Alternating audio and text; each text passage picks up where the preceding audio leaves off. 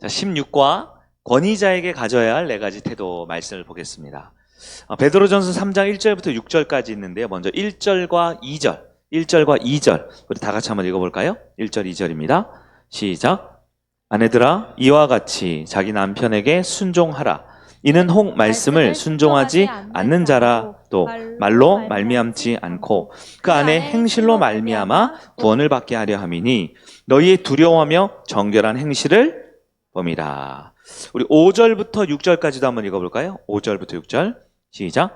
전에 하나님께 소망을 두었던 거룩한 부녀들도 이와 같이 자기 남편에게 순종함으로 자기를 단장하였나니 사라가 아브라함을 주라 칭하여 순종한 것 같이 너희는 선을 행하고 아무 두려운 일에도 놀라지 아니하면 그의 딸이 된 것이니라. 아멘. 이 말씀은 우리가 가정에서 또 부부관계나 남녀관계를 말할 때 많이 인용하는 말씀인데요. 우리가 이 말씀을 그대로 읽으면 굉장히 오해하기가 쉬운 말씀입니다. 그러나 이 말씀은 권위의 원리에 아주 중요한 근간이 되는 말씀이며 이 말씀의 숨은 의미를 바로 이해할 때 오히려 가장 권위적이지만 가장 그것이 자유와 평안과 안정적인 삶을 살 수 있음을 발견할 수 있기를 바랍니다. 볼까요? 여기서는 이제 남편과 아내, 우리 세 가지 권위 구조가 있다고 지난 시간 배웠어요. 첫 번째는 가정이고, 두 번째는 교회 공동체고, 세 번째가 정부 이렇게 있다고 했습니다. 가정에서는 아버지, 어머니, 자녀 이렇게 있죠. 권위 구조가 있습니다. 아버지가 권위자가 되겠죠. 교회에서는 영적 지도자들과 영적 갓난아이, 청년, 청소년 이렇게 있겠죠. 영적 지도자가 권위자가 될 것이고, 정부에서는 국가 지도자가 권위자가 될 것입니다. 오늘 본문에서는 그 중에서 특히 가정을 가장 중점적으로 한번 살펴보려고 해요. 가정 안에서 살펴볼 텐데요. 아버지, 어머니, 자녀 관계의 권위 구조를 이해할 때 이것을 교회와 정부로 확장할 수 있는 것입니다. 볼까요? 1절 말씀을 보면요. 남편이 하나님 말씀을 듣지 않는 사람입니다. 예수를 안 믿는 사람 혹은 예수를 믿긴 하지만 가정에서 보기에는 전혀 하나님 믿는 사람 같지 않을지라도 아내가 남편의 권위 아래에 바르게 머물면 아내의 행실로 말미암아 남편도 구원받을 수 있다라고 성경이 말하고 있는 구절이에요. 1절을 다시 한번 볼까요? 위에는 베드로전서 1장 3장 1절 시작. 아내들아 이와 같이 자기 남편에게 이는 혹 말씀을 순종하지 않는 자라도 말로 말미암지 않고 그 안에 행실로 말미암아 구원을 받게 하려 함이니. 아멘. 물론 여러분 순종이라는 것은요, 여러분 우리가 이야기의 유교적인 관점에서 위, 아래라는 개념의 순종만을 말하는 것은 아닙니다. 아닙니다. 여러분 잘 이해하실 필요가 있어요. 뒤에 자세히 나오겠는데요. 여러분 오늘 말씀이 정말 지난주에 광고했죠. 진짜 중요하다고. 정말 중요한 내용입니다. 살펴보겠습니다. 순종하는 마음의 자세는 악한 행실이 있어요. 악한 요구, 악에 대해서도 순종하는 것은 아닙니다. 악에 대해서 이거 아닌데요? 라고 말할 수 있어요. 그것이 오히려 존중을 받습니다. 오히려 모든 악한 것들까지도 순종하게 되면 오히려 존중을 못 받습니다. 하나님은 아내 혹은 자녀들 누굴까요? 권위 아래에 있는 사람들입니다. 여러분 악한 일까지도 순종하라진 않으셨어요. 그럼 어떻게 해야 될까요?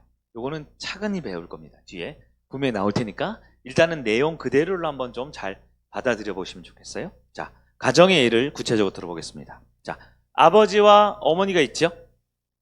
그리고 가족들이 있습니다. 이 관계를 이해할 때 여러분 두 가지 트랙으로 생각하셔야 돼요. 투 트랙으로. 첫째 나오죠? 성경은 남편이 있고 아내가 있습니다. 이 남편과 아내가 있을 때 각각 하나님께 직접 나아갈 수 있습니다. 직접 나아갈 수 있습니다. 즉 아내가 한 가정 안에서 권위자는 남편이겠죠? 권위자가 있지만 아내가 하나님 만나려면 남편을 꼭 거쳐서 만나는 과정은 아닙니다. 만나는 과정은 아니에요. 왜냐면 하나님과 우리 인간 사이 중보자는 예수님 한 분밖에 없다고 그랬습니다. 한 분 예수 그리스도밖에 없죠. 그래서 여러분 밑에 보시면 1번 그림 보이세요? 1번 하나님이 계시고요. 왼쪽에는 남편, 오른쪽엔 아내가 있습니다. 자, 남편은 하나님에게 말씀 드릴 수 있나요? 하나님 음성 들을 수 있습니까? 그렇습니다. 아내는 하나님 만날 수 있습니까? 하나님 음성 들을 수 있습니까? 그렇죠. 남편과 아내는 서로 동등한 관계입니다. 서로 대화하고 서로 의견을 주고받을 수 있는 관계죠. 이게 바로 우리 각 사람에게 주어진 하나님의 은혜입니다. 그런데 두 번째를 생각하셔야 돼요. 오른쪽 넘어볼까요? 오른쪽 넘어오면 위와 아래가 있죠. 이게 바로 권위 구조입니다. 이게 뭐냐면 바로 가정이라는 모습으로 변형될 때입니다. 남편이라는 한 개인과 아내라는 한 개인이 아니라 가정 안에서 있을 때는 모습이 달라져요. 이미지로. 하나님이 계시고요. 그 아래에 예수 그리스도가 있습니다. 예수님은 이 땅에 왜 오셨죠? 하나님의 권위 체계 아래에 오셨습니다. 주님의 영광을 위해서 이 땅에 오셨다고 그랬어요. 예수님 아래 누가 있습니까? 그 집에 아버지가 있습니다. 바로 가장이죠. 아버지가 있습니다. 아버지 아래 누가 있습니까? 어머니가 있습니다. 아까 왼쪽에서 보던 그림하고는 좀 다르죠? 그 이유는 뭘까요? 이것이 바로 자녀가 있는 한 가정이라는 권위 체계에 들어올 때 모습이 달라지는 거예요. 고린도전서 11장 3절이죠. 같이 읽어볼까요? 그러나 시작. 그러나 나는 너희가 알기를 원하노니 각 남자의 머리는 그리스도요 여자의 머리는 남자요 그리스도의 머리는 하나님이시니라. 아멘. 우리 한 장을 넘겨볼까요? 구체적으로 봅니다. 두 번째, 가정 안에서 관계가 달라집니다. 어떻게 달라지냐? 가정에서 아버지는 세 가지의 책임이 있습니다. 여기서 아버지는 다른 말로 누구를 말할까요? 권위자를 말합니다. 세 가지 책임. 첫 번째는 지도자의 책임입니다. 가정의 리더죠. 가족이 하나님께 나아가도록 이끌라는 명령이 바로 지도자에게 주어진 겁니다. 가족이 하나님께 나아가도록. 지도자가요, 내 말대로 해. 내 뜻이 맞아. 그게 지도자가 아니고요. 지도자라는 직분은 가족들이 하나님께 나아가라는 역할을 하라는 겁니다. 여기도 지금 아버지들과 가장들이 꽤 계신데요. 그 역할을 제대로 하고 있습니까? 그게 지도자라는 겁니다. 두 번째는요, 보호자입니다. 괄호 속에 뭐라고 되어 있죠? 네, 악한 것입니다. 즉 사람이나 문화나 이 세 속에 있는 악한 가치로부터 가족들을 보호하는 역할이 남편, 아버지, 권위자에게 주어졌습니다. 어떠신가요? 이 자리에 계신 아버지들 혹은 이 자리에 계신 아내나 자녀들, 우리 남편이, 우리 아버지가 혹은 내가 제대로 사람과 세속과 문화로부터 우리 가족을 하나님 안에 보호하고 있습니까? 세 번째, 공급자입니다. 즉 가족을 부양하고 가족을 책임질, 필요를 채워줄 의무가 있는 것이지요. 가족을 부양하고 필요를 채워주는 주된 책임이 남편에게, 아버지에게 있는 것입니다. 자, 지도자, 보호자, 공급자. 이건 우리가 보통 유교에서 말하는, 세상에서 말하는 아빠의 역할, 남편의 역할이 아니라 한 가정의 권위자로서 하나님께서 주신 세 가지 사명입니다. 하나님은 아버지에게, 남편에게, 남자에게 맡기셨습니다. 이것을 뭐라 그러죠? 이것은 무슨 원리라고 그러죠? 권위의 원리라는 겁니다. 자, 이것만 가지고도 우리가 한참 얘기해보거나 적용해볼 만한데요. 여러분 어떻습니까? 가정에서 남편이 권위자 역할을 제대로 하고 있습니까? 남편이 권위자 역할을 할 수 있도록 도와주고 있습니까? 근데 여기서 이제 실제적인 얘기로 들어갈게요. 이때 아내들이 할 말들이 있죠? 있습니다. 뭐라 그럴까요? 아이고, 목사님, 우리 남편은요, 이 세 가지 중에 제대로 하는 게 하나도 없어요. 라고 말하는 사람이 있다라는 겁니다.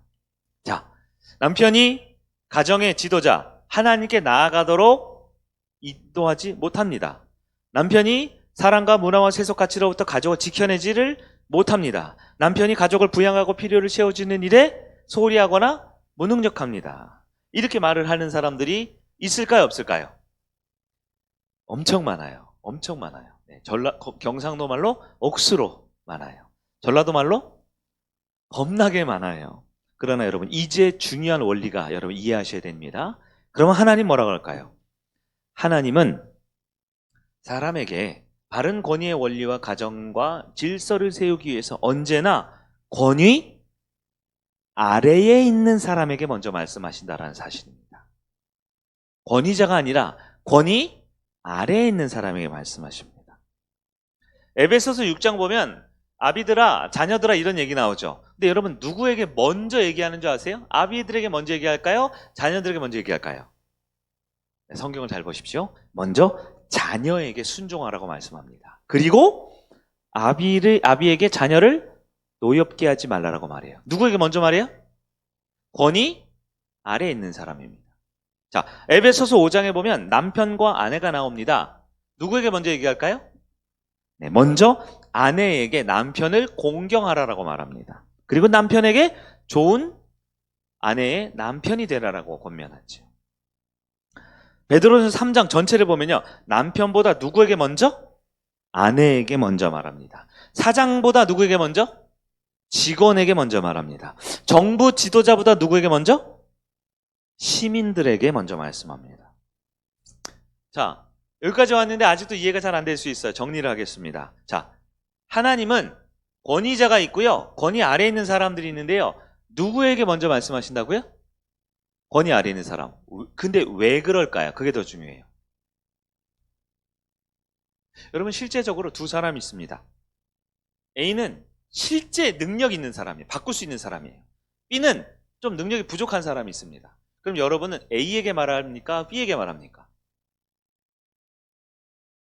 이걸 헷갈린다라고 여러분 분별을 너무 못하는 거예요. 자, A가 있습니다. 실력 있는 사람, 능력 있는 사람, 바꿀 수 있는 사람. B는 실력이 부족한 사람, 능력이 없는 사람, 바꿀 능력이 부족한 사람. 누구에게 먼저 말합니까? 당연히 A에게 말해야죠. 알아듣는 사람에게 말해야죠. 능력 있는 사람에게 말해야 되죠. 자, 하나님은 권위자에게 먼저 말씀하실까요? 권위 아래에 있는 사람에게 먼저 말씀하실까요? 지금까지 들었잖아요. 권위 아래에 있는 사람. 왜냐하면 오늘 말씀에 이게 하이라이트입니다. 가장 중요합니다. 눈 껌뻑껌뻑거리는 사람 정신 바짝 차리세요. 이 세상에는 두 가지의 힘이 있습니다. 두 가지 힘. 이걸 두 가지 권세라고 말합니다. 권세. 첫 번째 권세의 이름은 권위라는 겁니다. 권위. 우리가 지금까지 살펴본 머리이죠. 권위. 두 번째는 권세라는 것이 있는데요, 이 권세는 권위와 다릅니다. 달라요. 근데 이 두 가지 힘이 있다는 걸 아셔야 돼요. 자, 첫 번째 힘은 뭐냐? 자리가 주는 힘입니다. 그걸 뭐라 그럴까요? 권위라 그럽니다. 회사 다니시는 분들 있죠? 회사에서 최고 권위자가 누구예요? 사장님이지요. 한 나라가 있으면 나라의 최고 권위자가 누굽니까? 대통령이지요. 가정에서 있습니다. 가정에서 가장 권위자가 누굽니까?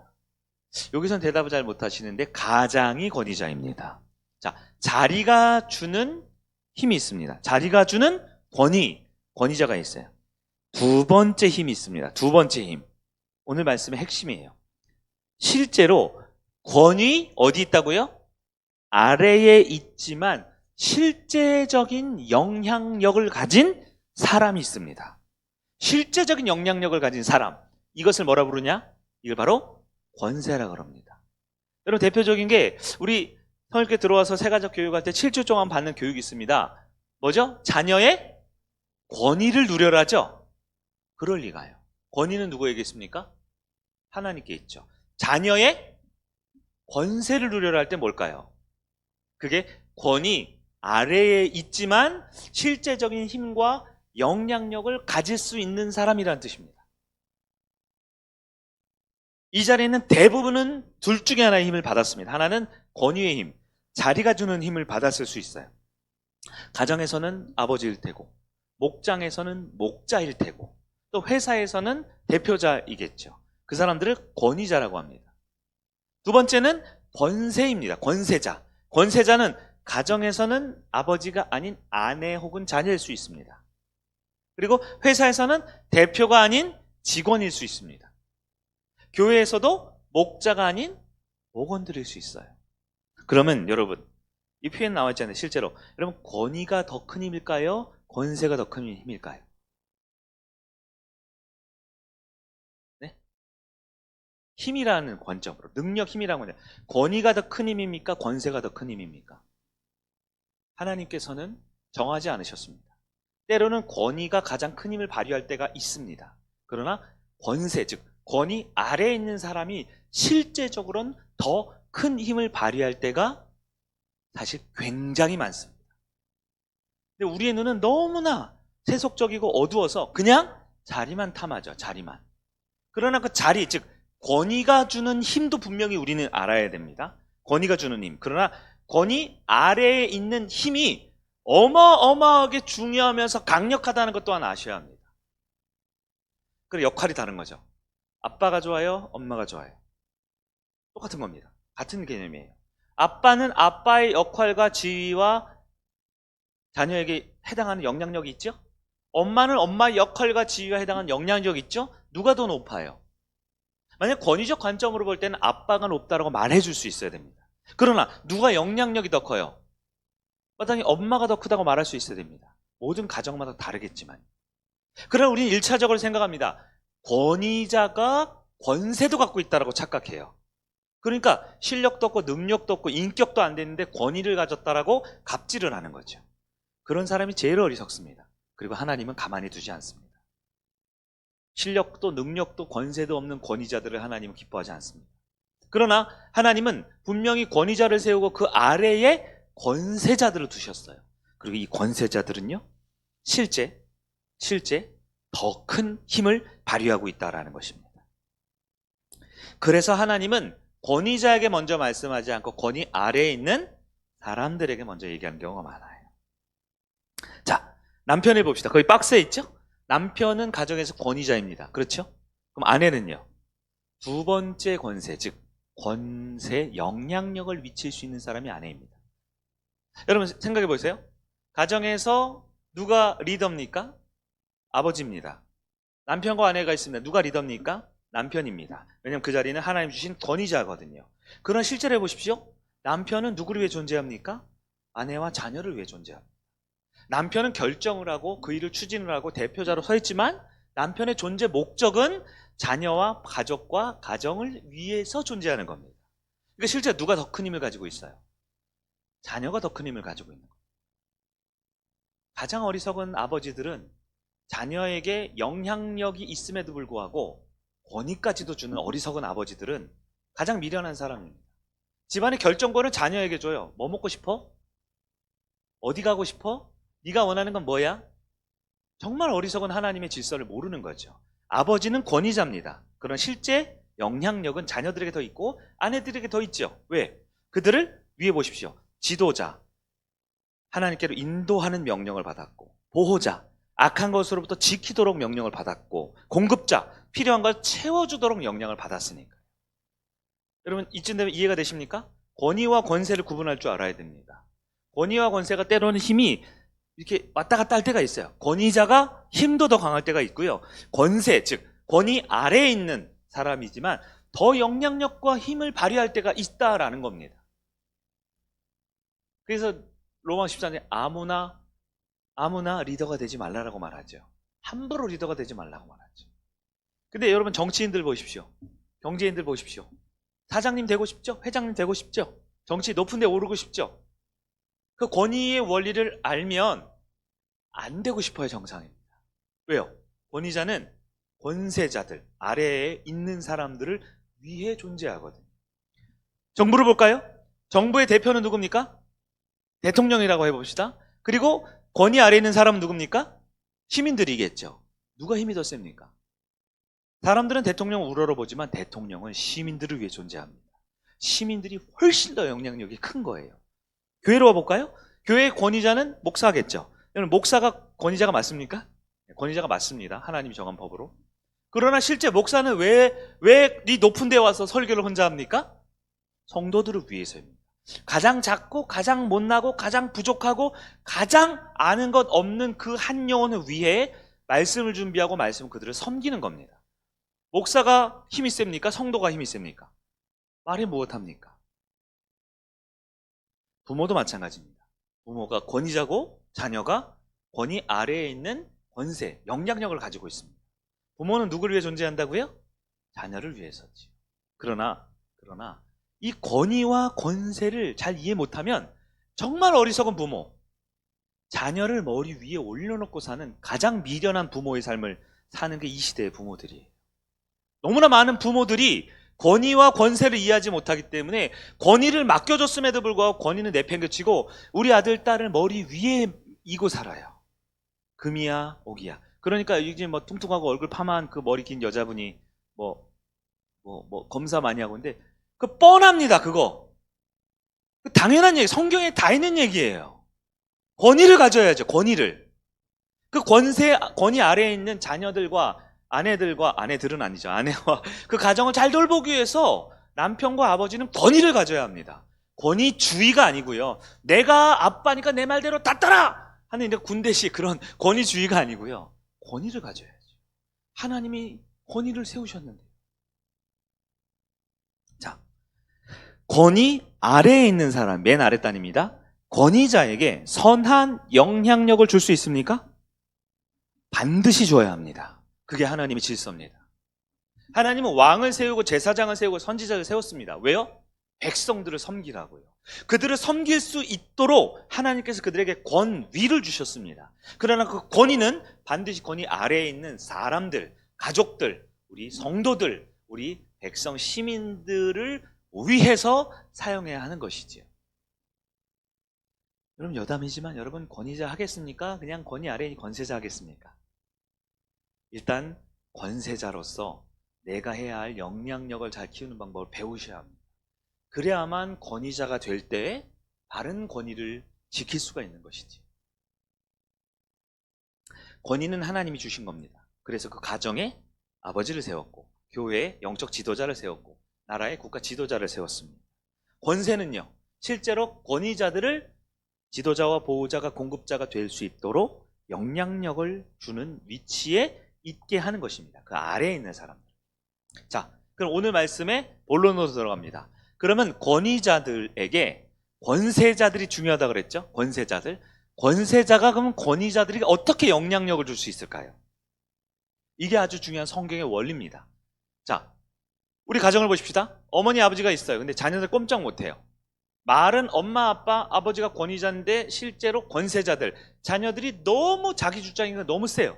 그래서 실제로 권위를 다 잃어버리고 자식들이 원하는 대로 다 합니다. 자식들이 권위자인 아버지보다 부족한 건 나이가 20, 30살 적다는 것밖에 없어요.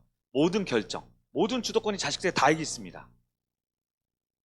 그렇게 되면 그 가정은 결코 하나님 나라를 이룰 수가 없습니다. 누구의 문제일까요? 1차적으로는 권위자들이 하나님이 자신에게 맡겨준 권위를 제대로 이해를 못하는 거예요. 그러니까 틈만 나면 집어던지고 화내고 욕하는 거죠. 그게 권세인 줄 알아요. 아니요. 권위자들은 그 가정을 지키고 보호하고 공급할 책임과 의무를 가진 사람이 권위자입니다. 그러면 권세자들, 우리 대부분 권세자들이기도 하죠. 권세자들이 훨씬 더 좋죠. 좋습니다. 제가 보기엔 좋아요. 왜냐하면 진짜 권위자가 되기 위해서는 먼저 권세자의 그 삶을 잘 누려야 되거든요. 그럼 좋은 권세자가 되기 위한 4가지 방법이 있습니다. 저를 한번 따라해 볼까요? 공감서평 따라해 보세요. 이거는 이번 주 다음 주 외우셔야 돼요. 한 번 더. 공감서평. 이게 뭐냐면 공경하는 마음, 감사하는 마음, 섬기는 마음, 평안한 마음입니다. 이 4가지가 누구에게 필요해요? 권위자예요? 권위 아래에 있는 사람이에요? 아래에 있는 사람, 바로 우리들 이야기입니다. 보통 권위 아래에 있는 사람이 더 영향력이 있고 더 힘이 있어요. 그러면 내가 아버지한테 들이받아도 되나? 내가 뭔가 요구해도 되나? 내 마음대로 그냥 막 해도 되나? 아니요. 하나님은 그래서 질서의 원리, 권위와 권위 아래에 있는 사람들의 균형을 맞추기 위해 권위자에게는 권위를 주셨지만 실제 영향력은 그 아래에 있는 권세자들, 그리고 권세자들에게는 4가지, 반드시 권위자에게 해야 할 4가지 태도를 말씀하고 있습니다. 그게 오늘 베드로전서 3장에 있는 내용이에요. 첫 번째 뭘까요? 파란색입니다. 시작. 공경하는 마음이 누구에게 필요해요? 권위 아래에 있는 사람에게 필요합니다. 교회로 따지면 목원들에게, 가정으로 따지면 아내와 자녀들에게, 국가로 따지면 시민과 중간 지도자들에게 맡겨진 겁니다. 자, 공경하는 마음이 뭘까요? 어제 우리 아들과 벌거벗은 한국사인가 보니까요, 그 공경심에 대해서 6.25 철학자가 나와서 얘기를 해주는데 그거 아닙니다. 그거 아닙니다. 성경적 공경은 뭐냐면 하나님이 권위자를 통해 일하고 있다라는 것을 인정하는 게 공경심입니다. 하나님이 누구를 통해? 권위자를 통해 일한다라는 거예요. 권위의 원리를 인정하는 게 공경심이라는 겁니다. 여러분 어떤가? 이게 되나요, 잘? 이게 되면 분명히 성공하는 인생을 살고 있을 겁니다. 근데요, 공경하는 마음을 가지려면 실제 팁을 드릴게요. 실제 어떻게 하면 우리 목사님을, 우리 목자를, 우리 장로님과 우리 아버지와 우리의 회사에서 리더를 공경할 수 있을까요? 공경하려면 반드시 우리 마음에 필요한 것인데 바로 거기 있는 거예요. 바로 권위와 인격을 분리해서 볼 수 있어야 합니다. 권위와 인격을. 바로 예를 들어 볼게요. 여러분 운전을 하고 가는데요. 뒤에서 빵빵거려요. 보니까 교통경찰관이 나보고 쓰라 그럽니다. 왜요? 그랬더니까 경찰관이 속도 위반을 했다고 딱지를 끊는 거예요. 아, 그러면 기분이 안 좋죠. 근데 가만히 보니까 기분도 안 좋은데 이 교통경찰관이요.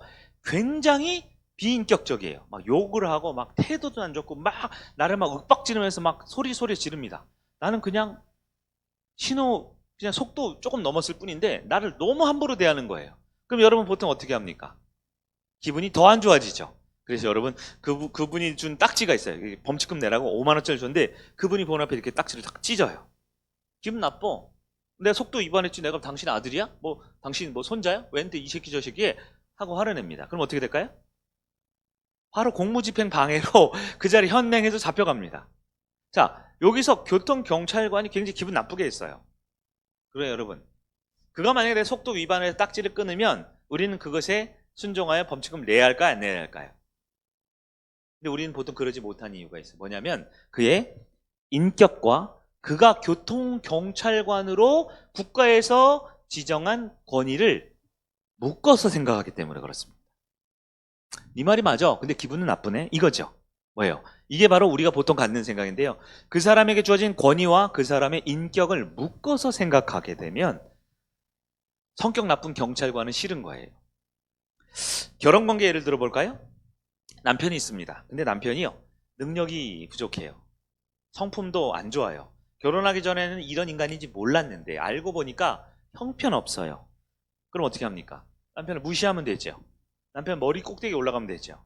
그러나 여러분 하나님께서는 남편이 능력이 부족하고 인격이 부족하고 연약할지라도 그 남편의 위치를 통해서 분명히 일하십니다. 그리고 아내에게는 그 남편의 위치를 그 권위를 존중할 때 하나님은 바르게 그 가정에 일하십니다.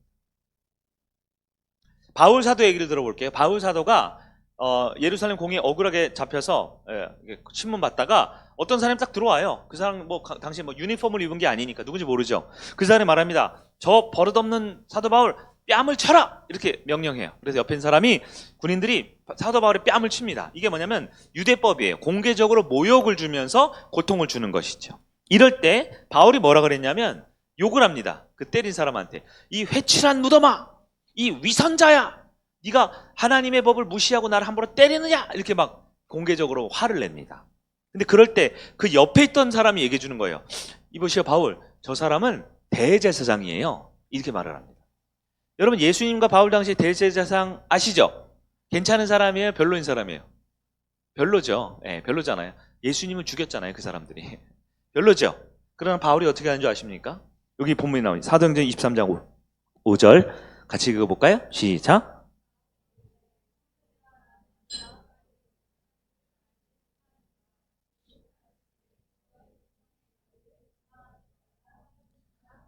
사도 바울은 이 전후 본문에 바로 그 대제사장에게 즉 자기의 뺨을 때리라고 한 사람이 어떻게 하는가요?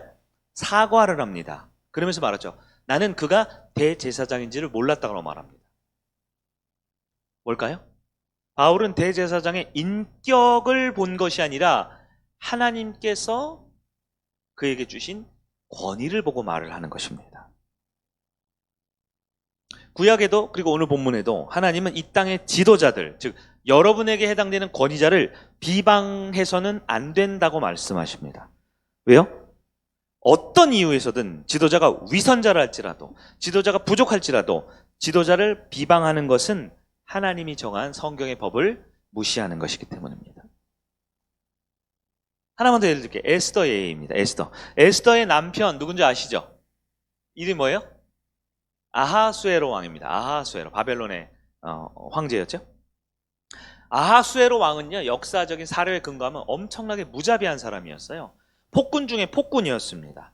하루는 이 자료예요. 한 아하수에로에 있던 한 장로가 찾아옵니다. 그러더니 아하수에로 왕에게 말하는 거죠. 자기 아들이 몸이 약한 상황이기 때문에 병이 들었기 때문에 내 아들을 이번 전쟁에서 징병해서 내 아들을 좀 후방부대로 빼주면 내가 이번 전쟁에 들어가는 모든 군량미를 다 대겠소 라고 왕에게 소위 말해서 이렇게 뭐 한 거죠? 이렇게 청탁을 하는 거예요.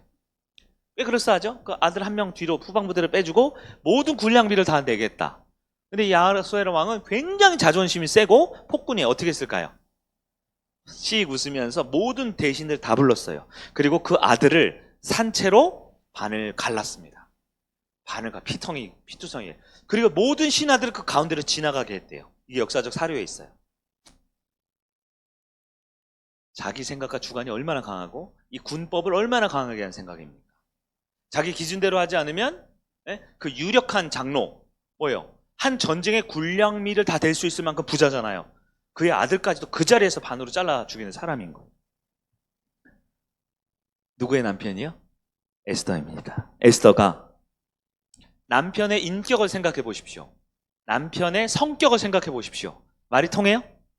한 나라의 왕후 와스디도 술김에 폐위시켜버리는 사람이잖아요. 그래서 에스더가 어떻게 합니까? 3일간 금식하고 몸을 정결하게 하고 왕에게 공경심으로 나아갑니다. 중요한 건 뭘까요? 그 사람의 인격과 그 사람의 영성을 보는 게 아니고요. 하나님이 세운 권위의 위치를 생각하고 있는 겁니다.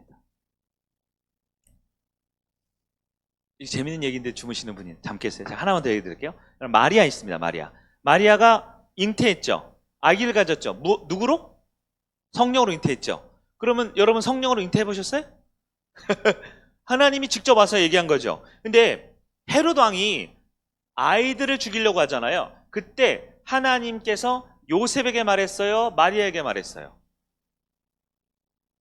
놀랍게도 요셉에게 말합니다. 요셉에게 말해서 지금 헤롯이 아기를 죽이려고 하니까 이 마을을 떠나 아기를 낳기 이제 막 아기를 낳고 막 그럴 때 저쪽으로 도망가라 그래. 이집트로 도망가라 그래. 그럴 때 마리아가 어떻게 합니까? 어떻게 했을까요? 요즘 마리아 같으면 어떻게 할까요? MG 마리아. MG가 요셉, 나 지금 이거 막달인데 어딜 가자고? 뭐 택시를 준비해놨나? 아니면 어디가 뭐 호텔 뭐 스위트룸 준비해놨어요? 성령으로 잉태한 건 난데 진짜 하나님 음성 들은 거 맞아요? 진짜 가야 되는 거 맞아? 내가 이렇게 몸이 이렇게 무거운데? 그러지 않았을까요? 예? 남편과 아내의 권위가 거의 동등해진 아니면 오히려 더 역전된 요즘 시대에 요셉이 이렇게 툭 얘기를 하면 마리아가 들었을까요? 마태복음 2장 13, 14절입니다. 같이 읽어볼까요? 시작.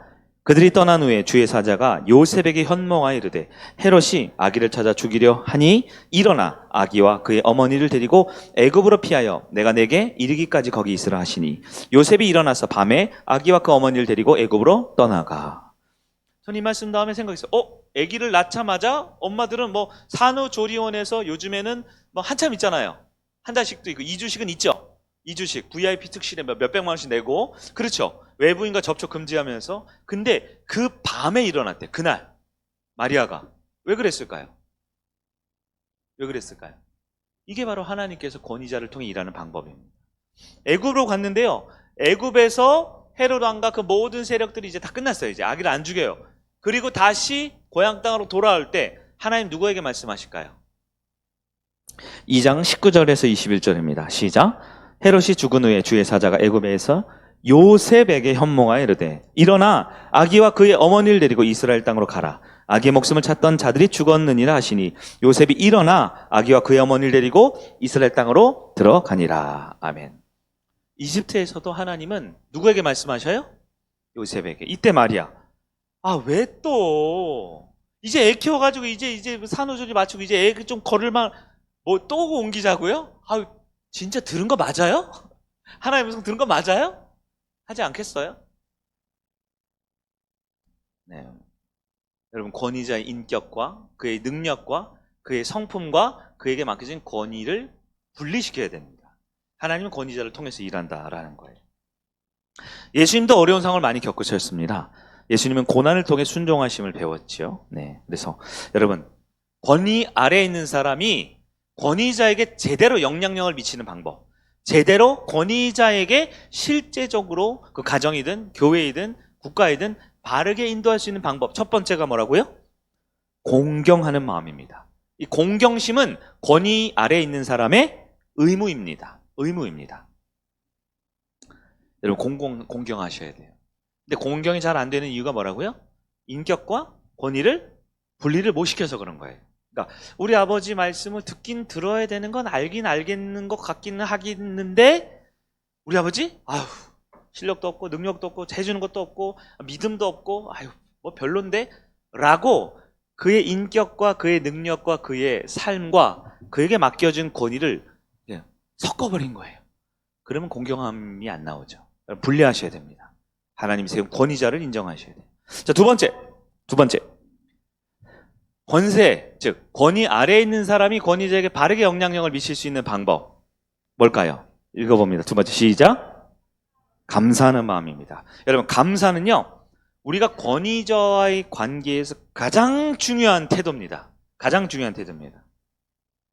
제가 전에 우리 여성 리더 훈련할 때 많이 강조했던 부분이에요. 어떤 여인이 상담을 하러 왔습니다. 너무 아름답고 너무 매력적이에요.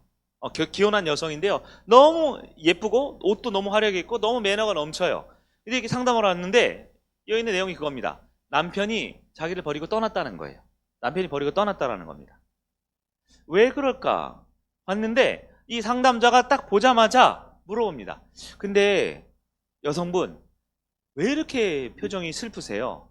왜 이렇게 표정이 어두우세요? 남편이 떠나가서 그런가요? 혹시 언제쯤부터 이렇게 얼굴에 슬픔과 고통이 가득했습니까? 그랬더니 이 여인이 곰곰이 생각해보니 말합니다. 아마 결혼할 때쯤부터인 것 같아요. 마음이 어둡고 힘들고 이 표정이 이렇게 밝지 않다는 얘기를 많이 들었어요. 상담자가 말해주죠. 남편이 히타를 못 꺼서 그래요? 더 신경 쓰이게 하지 마시고 그냥 툭 끄세요. 네. 리모컨이 안 돼요? 자, 말씀에 다시 들으시고 남편이 떠난 이유를 그 상담자가 알려줬습니다. 왜 떠났을까요? 아내의 얼굴 표정으로 남편에 대한 공개적인 비난을 하고 있다라고 말해줬다. 아내의 슬픈 표정, 아내의 우울한 표정 자체는 공개적으로 내 남편은 나를 잘해주지 않아. 내 남편은 실패자야. 내 남편은 나를 행복하게 해주는 일에 무능력해 라고 전명 광고를 하고 있다라는 것이지요. 정말 행복하고 지혜로운 여성이 되고 싶다라면 행복하고 감사할 줄 아는 법을 꼭 배워야 합니다. 왜냐하면 가족 안에서 가장 큰 매력은 여성의 가장 큰 매력은 행복해하고 기뻐하고 감사할 줄 아는 것에 있기 때문에 그렇습니다. 많은 여성들이 이 부분에 너무 유교적인 얘기 같아요. 옛날 얘기 같아요. 그런데 아니요. 이것은 위아래 질서를 말하는 게 아닙니다. 유교를 말하는 게 아닙니다. 하나님이 지은 창조의 원리 안에 아내는 남편을 기뻐하고 즐거워하고 행복하고 감사하게끔 만들었어요. 그런데 그렇게 못하는 남편 얘기는 이따가 뒤에서 나중에 해드릴게요. 못하죠. 못함에도 불구하고 아내의 권위 아래에 있는 사람으로서의 가장 중요한 행복의 무기, 행복의 방법은 감사할 줄 아는 것입니다. 그런데 이게 잘 안 되는 게 문제예요. 가정 안에서 감사한 생활, 행복한 생활을 망치는 첫 번째가 뭘까요? 망치는 첫 번째는 바로 큰 기대감이라는 겁니다. 기대감. 여러분 기대라는 것이요. 관계와 가정에서 가장 큰 문제를 일으킵니다. 이 자리에 남편도 있고 아내도 있고 자녀들도 있을 거예요. 혹은 자녀를 키우는 부모 입장도 있을 겁니다. 또 우리 자녀들이 출가해서 결혼한 부모 입장도 있을 겁니다. 아주 중요한 말씀입니다. 잘 들으셔야 합니다. 여러분 보통 우리 교회나 학교나 직장 가보면요. 우리 가족원들 중에 가족보다 가족이 아닌 사람들과 더 편안하게 잘 지내는 것 같지 않아요? 가족보다 남들하고 더 쉽고 편하고 가볍게 잘 어울리는 것 같지 않습니까? 그 이유가 뭘까요? 남에게는 기대를 하지 않기 때문에 그렇습니다. 결혼 전에 보통 여성들이 갖는 생각을 제가 알려드릴게요. 결혼 전에 여성들이 갖는 생각은 기대를 합니다. 기대를. 남편이 나를 많이 사랑해 주겠지. 남편이 나를 사랑한다고 많이 말해 주겠지. 남편이 나의 필요한 걸 넉넉히 다 공급해 주겠지? 남편이 우리 가정에 너무너무 충실해서 아침 저녁 꼭 필요한 거 외에는 집안, 가정, 나에게만 충실하겠지? 퇴근을 하면 제때제때 바로바로 귀가를 하겠지? 만약에 혹시나 늦어지면 바로바로 전화를 먼저 해주겠지? 이런 기대 저런 기대를 많이 합니다. 많이 합니다. 벌써 숨막혀 하는 분들이 있는데 지혜로운 여성, 진짜 성경적인 여성은요, 남편을 내가 원하는 기대의 감옥 속에 가두는 일을 하지 않습니다. 그러나 많은 사람들이요, 그 기대를 갖고 살아요. 기대를 갖고 삽니다. 그러나 남편들은, 아버지들은 이 기대의 감옥이라고 표현했는데요, 기대의 감옥에 갇히기를 싫어합니다. 그 이유가 뭘까요? 두 가지가 있어요. 첫째, 만약에 남편이 사랑한다고 말을 많이 해줘요. 집에 일찍 들어와요. 전화를 매번 합니다. 아내가 기도하는 걸 채워줘요. 아내가 기도하는 걸 채워줘요. 아내가 기대하는 걸 채워줘요. 다 채워줘요. 다 채워주면 무슨 일이 있습니까? 그건 당연한 거예요. 당연한 일이 됩니다. 그래서 남편의 입장에서는 그 기대라는 것이 아무리 채워줘도 결코 아내가 기뻐하거나 그 기대를 채워줘서 감사하지 않을 것을 알고 있습니다. 그래서 보통 대부분의 남편들의 마음에 굉장히 큰 상처를 가지고 있어요. 뭐냐면 나는 나름 노력했는데, 열심히 했는데 아내가 기뻐하지 않는 거죠. 자녀들이 감사하지 않는 거죠. 우리 식구들이 그걸로 인해서 행복해하지 않는 것에 대한 상처를 가지고 있습니다. 많은 남성들이 이 사실을 모르고 있어요. 엄청나게 많은 기대 감옥 속에 압박감으로 살고 있기 때문에 이 상처를 놓치거나, 아니면 두 번째가 됩니다. 바로 남편은 아내의 기대를 충족시킬 수 없다라는 것을 알게 되는 순간, 빠르면 하루 만에도 알 수 있어요. 결혼한 지 못해도 3개월, 6개월, 3년 안에 압니다. 그럼 어떻게 돼요? 그냥 포기해버립니다. 그래서 놀랍게도 굉장히 많은 남편들은요, 아내가 덜 기대하게 하려고 최선을 다해서 애를 씁니다. 남편분들은 다 고개를 숙이고 계셔서 진위 여부를 확인할 수 없는. 그래서 여러분, 남편들을 보면 약간 바보 같죠? 남편들 보면 약간 무능력해 보이죠? 남편들 보면 굉장히 무기력해 보이지 않습니까? 한국 남성들 특히. 가장 중요한 이유가 뭐냐면 아내로부터 받는 기대 감옥을 너무나 두려워하기 때문에 유독 집에만 오면 바보가 되는 남편들이 많아요. 기대감을 줄이고 아내가 생각하는 것에 무기력해지고 무책임해지고 무능력해지는 것을 선택하게 되는 겁니다. 그래서 왜 그럴까요? 기대가 두렵거든요. 기대를 충족시키는 것을 불가능함의 무력함을 느끼거든요. 아주 중요한 일. 위에 볼까요? 그럼 남편은 누구를 필요합니까? 남편은 딱 하나입니다. 자신을 우러러 봐줄 아내가 필요합니다. 왜 그럴까요? 이게 중요한 질문이에요. 왜 남편은 아내가 자기를 우러러 봐주길 바랄까요? 그게 하나님이 만든 권위의 원리이기 때문에 그렇습니다. 남편이 더 똑똑해서가 아니고요. 남편이 더 유능해서가 아니고요. 남편이 더 멋진 외모와 돈을 많이 벌어서가 아니고요. 그건 아시다시피 여성들도 잘하잖아요. 왜 남편은 자기를 우러러 봐주고 자기 감사할 줄 알고 자기의 감정을 채워줄 지지자, 격려자가 필요로 할까요? 내가 노력해서 기뻐하고 감사하고 즐거워할 가족들, 자녀와 아내를 원할까요? 이게 바로 하나님의 창조의 원리예요. 권위자에게 주신 그가 채워져야 할 영역이 바로 그겁니다. 한 노부부의 이야기입니다. 실화입니다. 어떤 여성분과 남성분이 있어요. 할머니, 할아버지. 나이가 들었어요. 신방을 갔습니다.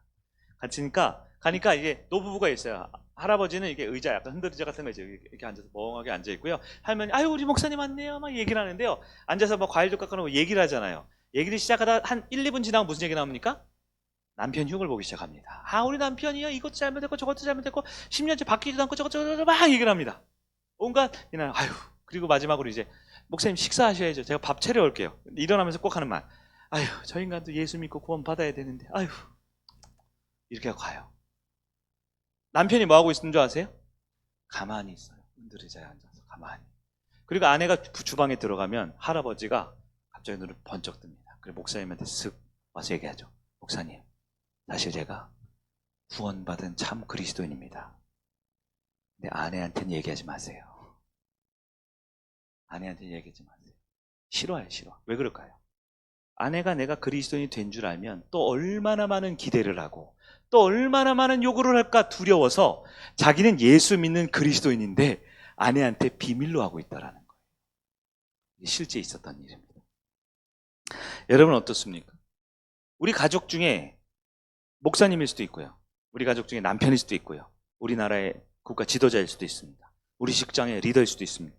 여러분이 감당하지 못할 너무나 큰 기대를 그에게 하고 있지 않습니까? 제가 자주 듣는 옆집 싱크대 얘기 아시죠? 네. 우리 집에 싱크대가 새요. 부인이 말합니다. 여보 이거 좀 고쳐주세요. 누구누구 아빠 고쳐주세요. 그럼 남편이 뭐래요? 알았어 고쳐줄게. 그 여자분이 화가 나서 찾아온 거잖아요.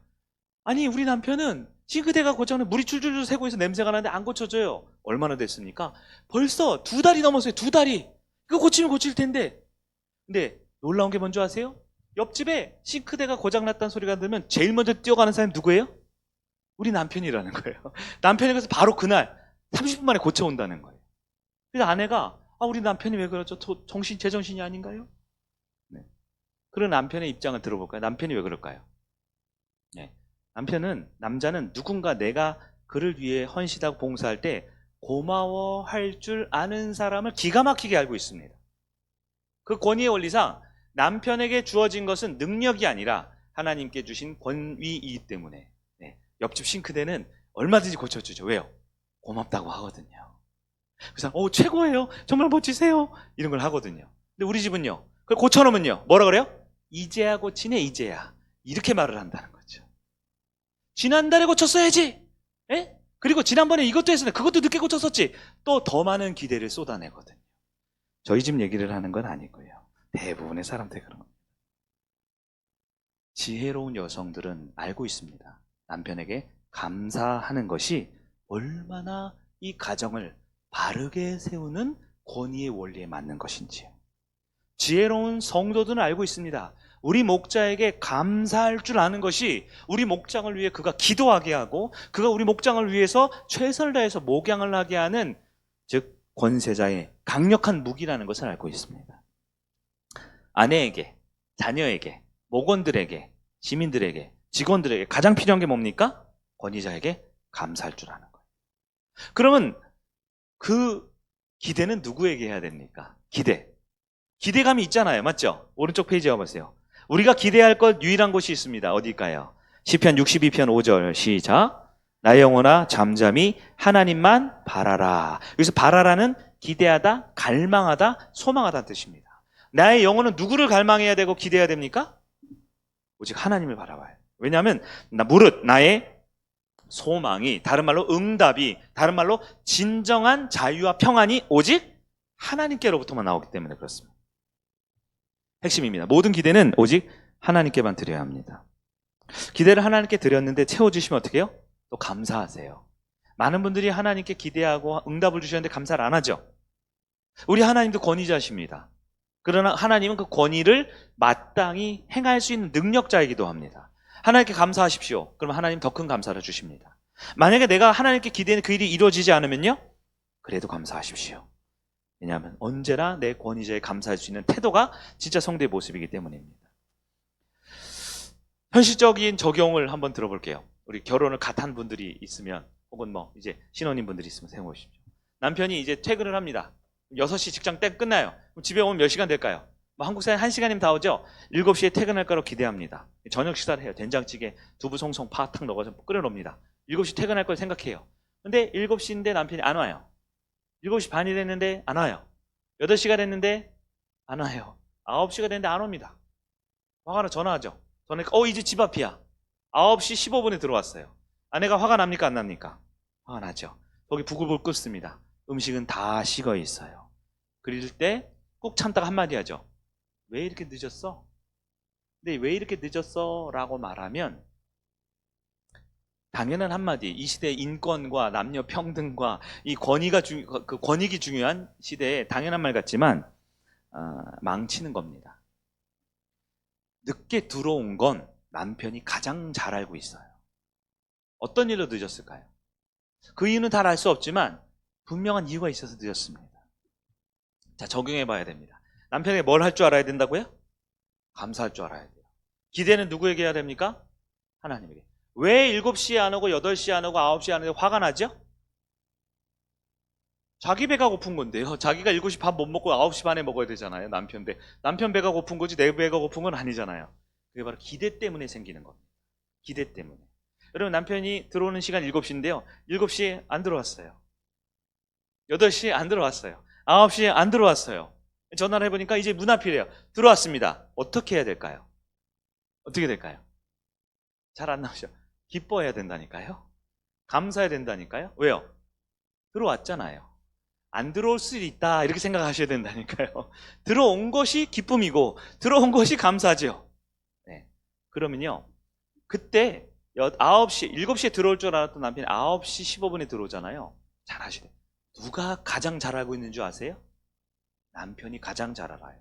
아내가 늦게 들어왔지만 식은 음식이지만 다시 데우고 늦게라도 들어와서 참 기뻐요. 오늘 힘들었죠. 너무 고마워요. 당신 덕분에 우리가 이렇게 잘 살아요. 감사를 표해 보십시오. 벌써 막 낯뜨겁습니까? 누가 잘못한 걸 가장 많이 한다고요? 남편. 근데 남편은 또 하나 가족으로 받은 기대감을 알기 때문에 바보가 된다니까요. 몰라 뭐 어쩔 수 없었어 뭐 바보처럼 행동을 합니다. 그때 남편에게 기뻐해 보십시오. 감사해 보십시오. 지금 여러분의 목자에게 말하는 거예요.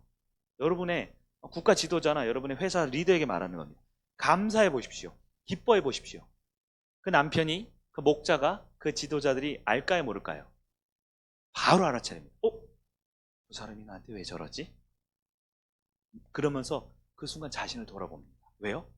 그에게 권위를 하나님이 주셨기 때문입니다. 내가 권위자에게 감사할 줄 알 때 하나님이 권위자에게 직접 말씀하시는 기회가 열립니다. 많은 경우는 이 권위와 권세를 모르기 때문에 내가 권위자의 팔을 비틀어가지고 알려주려고 그러죠. 인간아 지금 몇 시야? 2시간 반이나 늦었잖아. 안 알려줘도 됩니다. 본인도 알고 있어요. 그러나 너무 큰 기대 때문에 이미 마음에 큰 상처를 받고 있기에 사리분별을 못하는 바보가 되기를 선택해요. 수많은 리더들이요. 수많은 지도자들이요. 수많은 그렇게 사회적으로 교회에서 유능한 남성들이 집에만 가면 바보가 되는 이유가 있습니다. 그 기대감에 두려움에 떠난 것이죠. 사라 아시죠? 아브라함의 아내입니다. 사라는 남편을 믿지 않습니다. 성경은 곳곳에 나옵니다. 왜요? 대놓고 자기를 부인이라고 안 하고 여동생이라고 속여서 자기 살려고 했던 경상도 말로 쪼다 같은 남편이에요. 정말 하찮은 사람입니다. 정말 무능력하고 좀 무책임한 사람입니다. 사라는 남편을 신뢰할 수 없습니다. 남편을 정말 사랑하고 공경할 수 없습니다. 그러나 우리 남편 못 믿겠어요. 하지만 사라는 누구를 신뢰했을까요? 하나님을 신뢰합니다. 하나님께 기대합니다. 그래서 남편을 뭐라 불렀어요? 주라고 불렀습니다. 왜요? 하나님이 그를 권위자로 세웠거든요. 주라고 생각했지만 속으로는 또 욕을 했을지도 모릅니다. 그러나 여전히 사라는 남편을 기뻐하고 감사하고 공경했습니다. 왜요? 사라는 남편에게 주어진 그 권위자의 자리를 하나님이 바르게 쓰기를 원하셨거든요. 우리는 아브라함의 믿음을 많이 말하지만 사실 성경을 한쪽 측면으로 보면 아브라함이 아브라함 될 수 있었던 것은 부인을 여동생이라고 부르면서 엄청난 멍청한 짓을 했음에도 불구하고 죽을 때까지 그의 남편을 주라고 말하면서 그 자리를 지킨 사라 때문입니다. 그게 바로 권위와 권세자의 아름다운 균형이다라는 것이죠. 베드로는 3장 6절은 아까 읽었던 거죠. 사라는 아브라함을 주라라고 칭했습니다. 그래서 순종했습니다. 여기서 우리는 오해합니다. 남편 어떻게 주라고 불러? 순종을 해? 근데 여기서 말하는 건 우리 권위의 원리를 이해하시면 돼요. 권위자니까 주라고 불렀고 권위자니까 순종한 겁니다. 그랬더니 너희는 선은 행하고 아무런 두려움에 놀라지 않으며 그의 딸, 누구의 딸? 하나님의 권세에 있는 딸이 된 것입니다. 세 번째, 시간이 많이 갔는데요. 빨리 갈게요. 세 번째 뭘까요? 섬기는 마음입니다. 하나님은 섬기는 마음이 있는 사람에게 복을 주기를 원하세요. 섬김이 뭘까? 섬김. 아까 공감 서평이라고 해서 서비스라는 표현으로 이해하시면 돼요. 공감 섬김인데요. 서비스죠. 섬김은 내가 섬겨야 돼. 즉 권위자의 성공을 위해 돕는 것을 말합니다. 그게 바로 섬김입니다. 너 배고프지? 맛있는 빵 하나 먹어. 이 정도를 섬김이라고 말하자. 섬김은, 서비스는, 제대로 된 섬김은 그를 성공시키는 겁니다. 그러니까 여러분의 남편을, 여러분의 목자를, 여러분의 국가 지도자와 여러분의 사장님을 성공시킬 수 있도록 애쓰면 그게 진짜 권위 아래에 있는 우리에게 주어진 능력이 된다라는 겁니다. 지혜로운 여성들은 하나님이 여성을 통해 남편을 성공시키기를 원한다는 사실을 잘 알고 있습니다. 그래서 때로 하나님이 남편보다 여성을 더 유능하게 만들 때 있어요? 여러분 아시잖아요, 아내분들. 내가 아무리 봐도 남편보다 더 잘난 것 있는 것 같은 느낌이 들죠.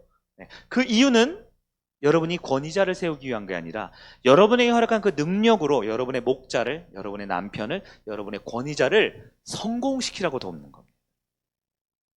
요셉 얘기를 간단히 드릴게요. 여러분, 요셉은 누굽니까? 요셉은 권위자입니까? 종입니까? 종이죠. 종이었지만 그는 보디발의 성공을 위해서 최선을 다했어요. 그랬더니 어떻게 됩니까? 하나님께서 보디발을 통해 보디발 집안에 있는 모든 것을 누구에게 맡겼어요? 요셉에게. 누가 주인 됐습니까? 요셉이 주인이 됐죠.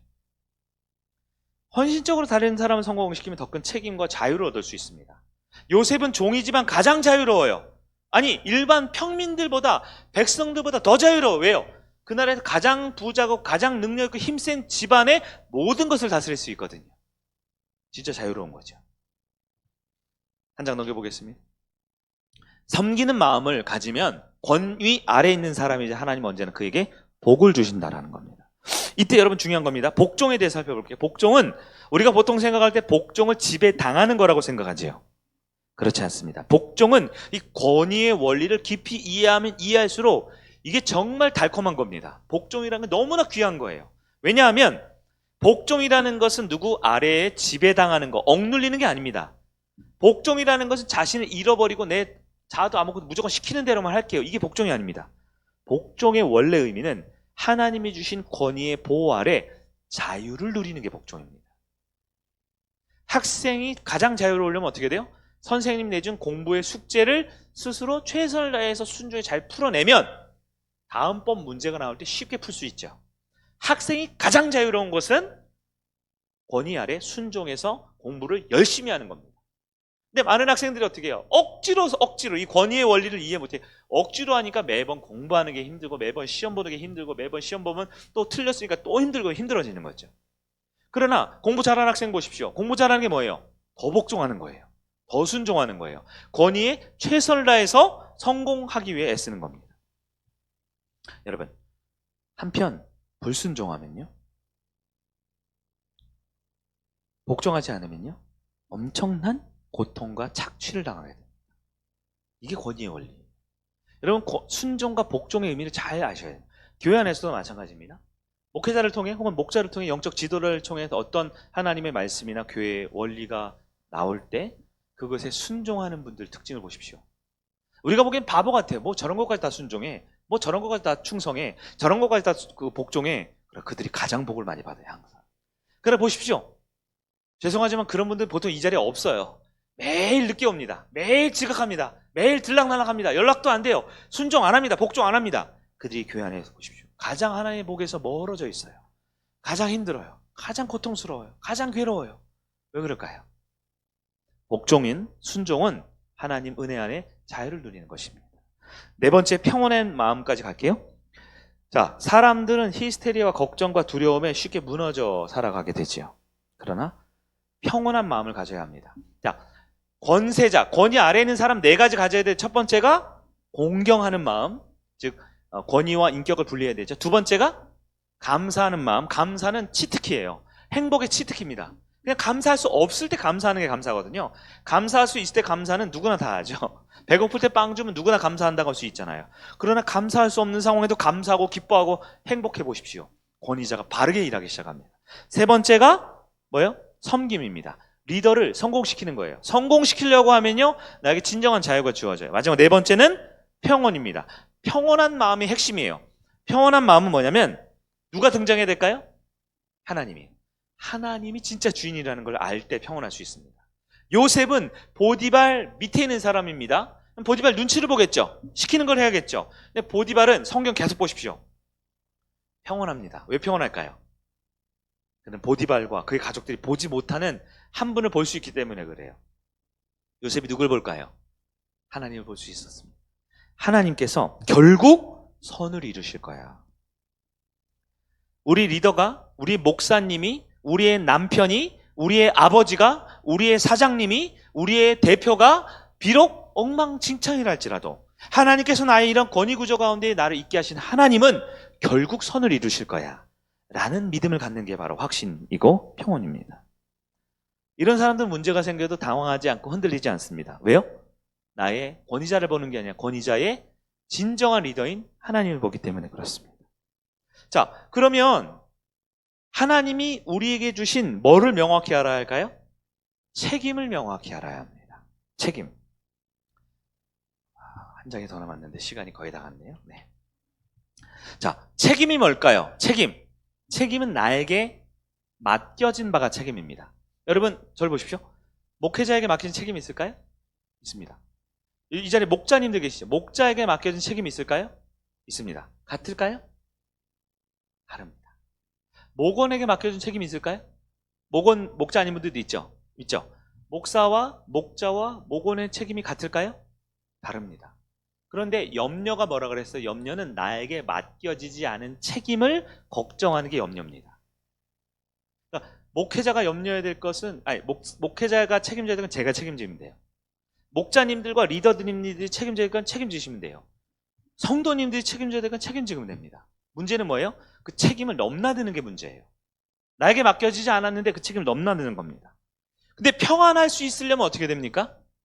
모든 책임은 하나님께 있다는 것을 알고요. 하나님께서 부족하지만 우리 가정과 우리 공동체와 우리 이 주어진 곳 가운데 하나님이 선하신 분이기 때문에 그분이 세운 가정, 그분이 세운 교회, 그분이 세운 사업장, 그분이 세운 나라가 하나님의 뜻대로 결국 이루어진다라는 것을 신뢰할 줄 알면 평안할 수 있습니다.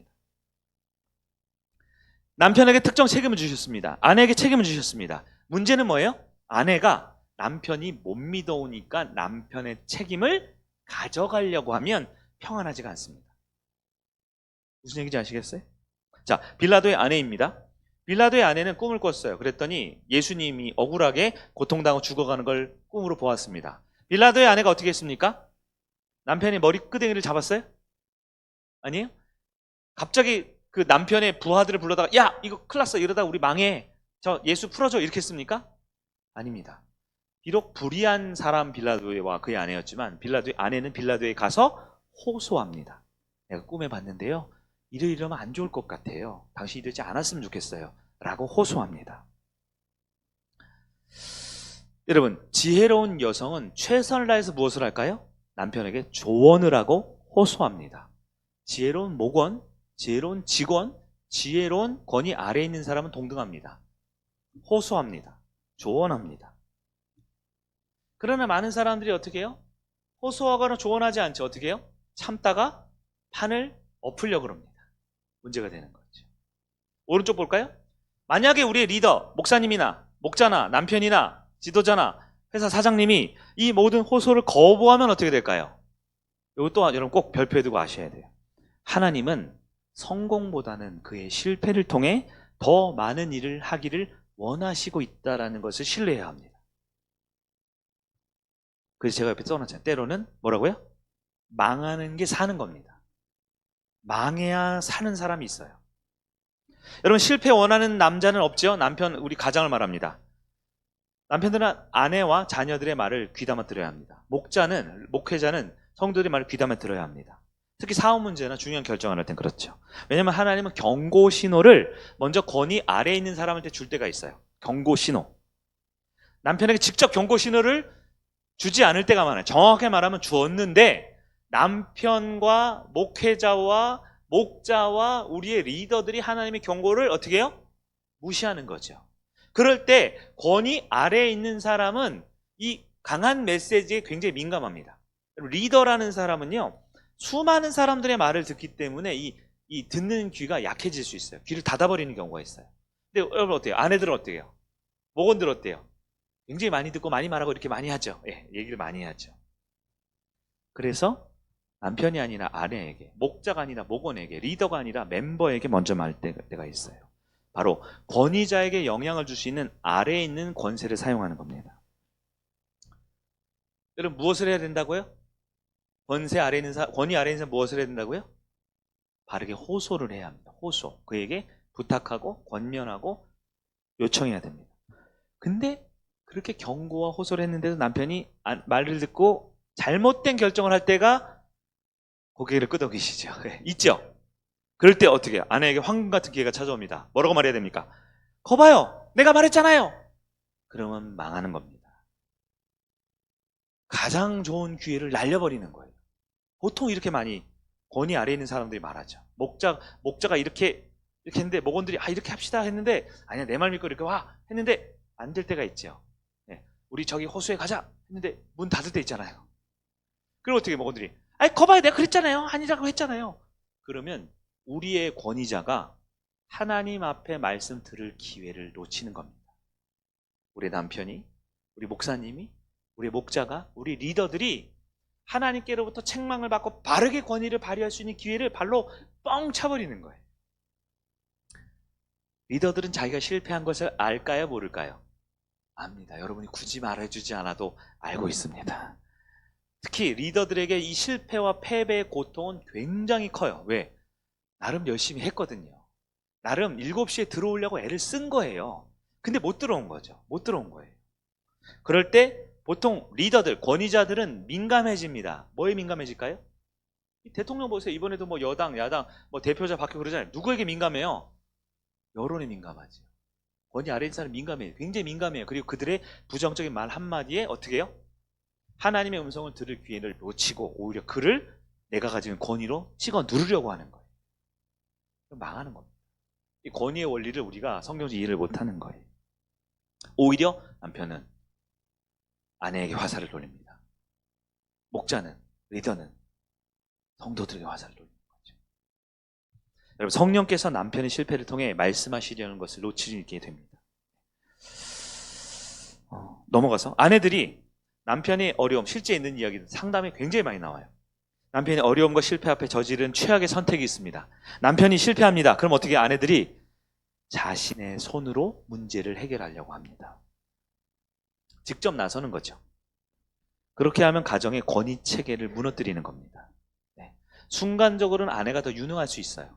순간적으로는 권위 아래에 있는 사람이 더 똑똑할 수 있어요. 순간적으로는 권위 아래에 있는 사람이 더 바른 길을 선택할 수 있어요. 그러나 직접 해버리면 하나님의 권위 체계가 무너집니다. 성경 두 구절 생략하고요. 자, 만약 이걸 보셔야 돼요.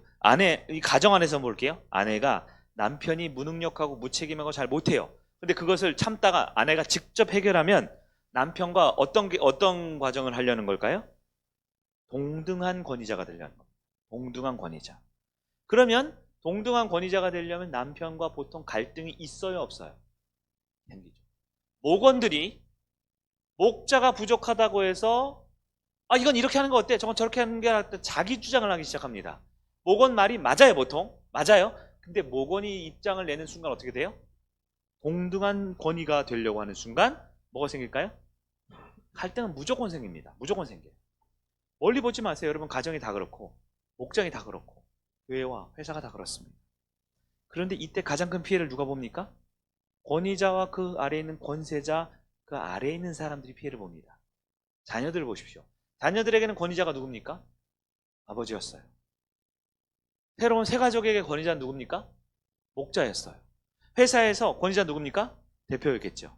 그러나 권위 아래에 있는 권세자들이 옳다라는 이유로 리더가 부족하고 연약한 이유로 들이받기 시작하면 무슨 일이 벌어질까요? 반드시 벌어진 일이에요. 자녀들이 패가 나뉩니다. 아빠 편, 엄마 편이 나뉩니다. 목원들 보십시오. 우리 목자, 저쪽 목자 나뉩니다. 회사에서 보십시오. 이 대리가 잘해. 저 과장이 잘해. 저 팀장이 유능해. 패가 나뉘기 시작합니다. 마귀가 쓰는 공동체를 허무는 가장 강력한 방법이 뭔지 아십니까?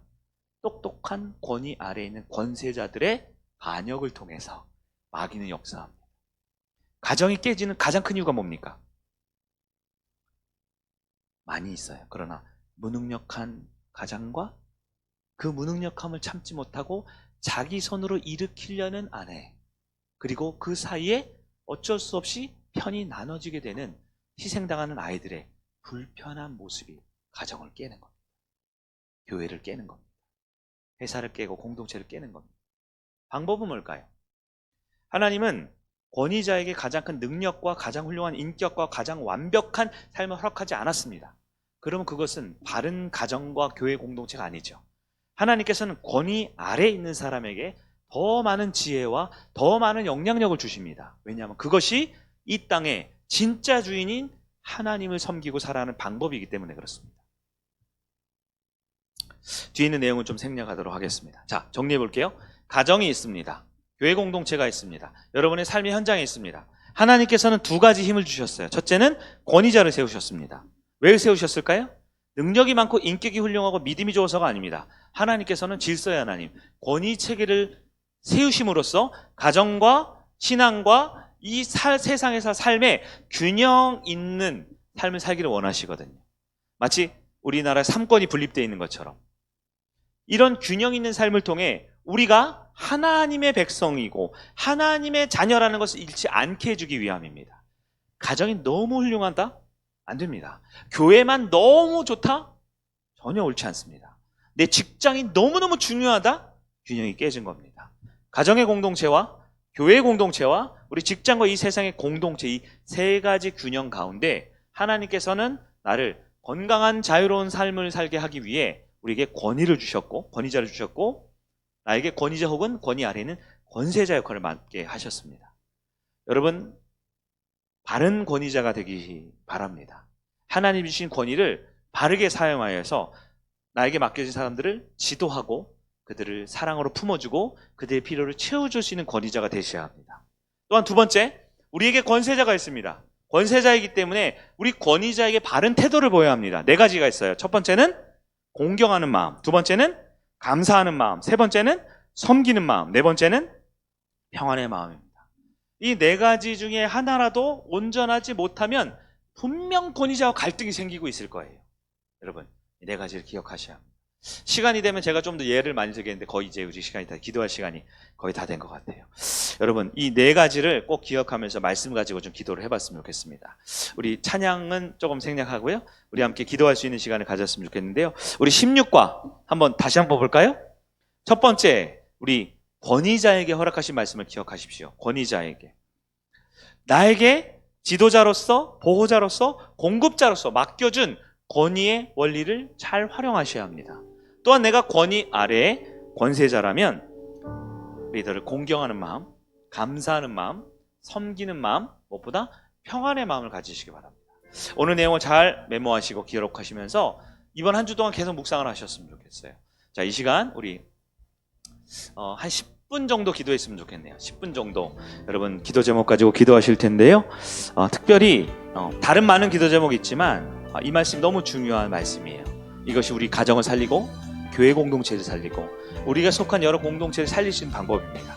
권위자라면 하나님이 주신 권위를 바르게 사용하시고, 권위 아래에 있는 사람이라면 공경과 감사와 섬김과 평안의 마음을 가질 수 있도록 하나님께 우리 함께 기도하는 시간을 갖겠습니다.